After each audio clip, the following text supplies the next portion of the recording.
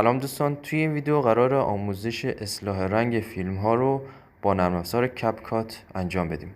تنظیمات اصلاح رنگ و نور تقریبا توی همه نرم افزارها یکیه و شما با همین گزینه‌هایی که توی این ویدیو می‌بینید میتونید توی هر نرم افزاری ادیت و اصلاح رنگتون رو انجام بدین. من توی این ویدیو از نرم افزار کپکات استفاده می‌کنم. خب ویدیو رو وارد نرم افزار می‌کنیم، روی ویدیو کلیک می‌کنیم و قسمت ادجستمنت رو انتخاب می‌کنیم. گزینه اول برایتنس که تنظیمات نور ما رو انجام بده. من یه ذره نور رو بیشتر میکنم. گزینه دوم کنتراست تصویره که من یه ذره اینو بیشتر میکنم. رنگ و لعاب عکس ویدیومون بهتر میشه.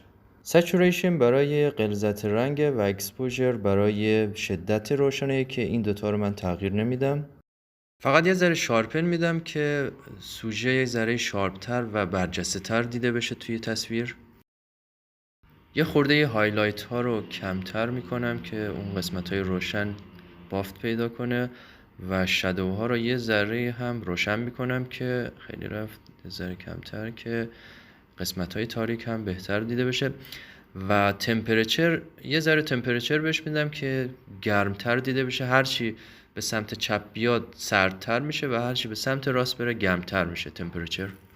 و در آخر هم یه ذره ویکنت میدم که اون قسمت های گوشه تصویر یه ذره تیره تر میشه که یک زیبایی خاصی به تصویر ما میده. ببینیم قبل و بعد تصویر ما چه شد.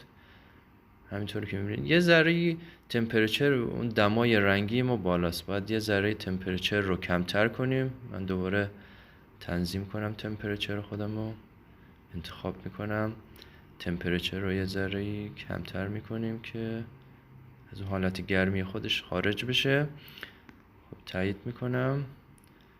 خب حالا قبل و بعد رو ببینیم.